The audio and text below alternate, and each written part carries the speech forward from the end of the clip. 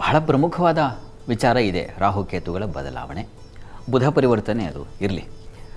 ಇವುಗಳನ್ನು ಪ್ರಧಾನವಾಗಿ ಇಟ್ಕೊಂಡು ಇಡೀ ವಾರ ಹೇಗಿದೆ ನೋಡ್ತಾ ಹೋಗೋಣ. ಮೊದಲಿಗೆ ಮೇಷರಾಶಿ, ವಾರದ ಆದಿಯಲ್ಲಿ ವೃತ್ತಿಯಲ್ಲಿ ಅನುಕೂಲ, ವಿದೇಶ ವಹಿವಾಟಿನಲ್ಲಿ ಲಾಭ, ಅದು ರಾಹುವಿನ ಕಾರಣದಿಂದಾಗಿ.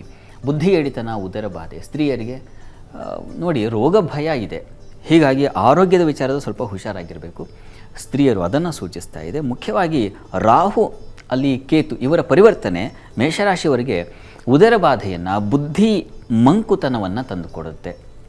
ಆಲೋಚನಾ ಶಕ್ತಿ ಕಳ್ಕೊಳ್ತೀರಾ, ಇದು ಬಹಳ ಪ್ರಧಾನವಾದ ಅಂಶ. ಉಳಿದ ಹಾಗೆ ಲಾಭ ಬರ್ತಾ ಇದೆ, ವಿದೇಶ ವಹಿವಾಟಿನ ಅನುಕೂಲಗಳು ಅಥವಾ ಇನ್ಯಾವುದೋ ಸಂಪರ್ಕ ಏರ್ಪಾಡಾಗ್ತಕ್ಕಂಥದ್ದು ಇದೆಲ್ಲ ತುಂಬ ಚೆನ್ನಾಗಿದೆ, ಇಲ್ಲ ಅಂತಲ್ಲ. ಲಾಭವೂ ಇದೆ, ಆರೋಗ್ಯದ ಕಡೆ ಗಮನ ಕೊಡಬೇಕು ಅನ್ನೋದನ್ನು ಹೇಳ್ತಾ ಇದೆ ಬಹಳ ಪ್ರಮುಖವಾಗಿ. ವಾರದ ಅಂತ್ಯ ಭಾಗದಲ್ಲಿ ಗಮನಿಸ್ಕೊಂಡ್ರೆ ಮೇಷರಾಶಿಯವರಿಗೆ ನೋಡಿ ಅಲ್ಲಿ ಬುಧನ ಪರಿವರ್ತನೆ ಇದೆ, ಸ್ತ್ರೀಯರಿಗೆ ಹೆಚ್ಚಿನ ವ್ಯಯ ಸೂಚಿಸ್ತಾ ಇದೆ. ಆರೋಗ್ಯ ಬಾಧೆ ಸ್ವಲ್ಪ, ಅದೇ ಆರೋಗ್ಯದ ವಿಚಾರದ ಸ್ವಲ್ಪ ಹುಷಾರಾಗಿರಬೇಕು. ಹಣಕಾಸಿನ ವಿಚಾರದ ಸ್ವಲ್ಪ ತೊಂದರೆಗಳು ಬರ್ತದೆ, ಅದು ಮಾಂದಿ ಕಾರಣದಿಂದಾಗಿ ಸ್ವಲ್ಪ ಹಣಕಾಸಿನ ವ್ಯವಹಾರಗಳು ಸ್ವಲ್ಪ ಎಚ್ಚರವಾಗಿರಬೇಕಾಗುತ್ತೆ. ವೃತ್ತಿಯಲ್ಲಿ ಪರಿಶ್ರಮ ಅಲದಾಟ ಇದೆ. ಆದರೆ ಮುಖ್ಯವಾಗಿ ರಾಹು ನಿಮ್ಮ ಪಾಲಿಗೆ ಉತ್ಕೃಷ್ಟವಾದ ಲಾಭ, ನಿರೀಕ್ಷೆ ಮಾಡದ ಲಾಭವನ್ನು ಅವನು ಹೇಗೆ ಕಣ್ಣಿಗೆ ಕಾಣದೆ ಅನೂಹ್ಯವಾಗಿ ಅಂದರೆ ಅಗೋಚರನಾಗಿದ್ದಾನೋ ಆ ರೀತಿಯಲ್ಲಿ ಹಣ ಅಂತೂ ಹರಿದು ಬರುತ್ತೆ, ಅದರಲ್ಲಿ ಏನು ಸಂಶಯ ಇಲ್ಲ.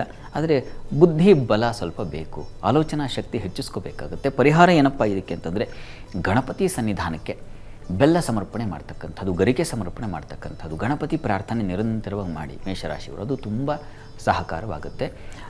ಪ್ರಧಾನವಾಗಿ ನೀವು ಆರಾಧನೆ ಮಾಡಬೇಕಾಗಿರ್ತಕ್ಕಂಥದ್ದು ಗಣಪತಿಯನ್ನು.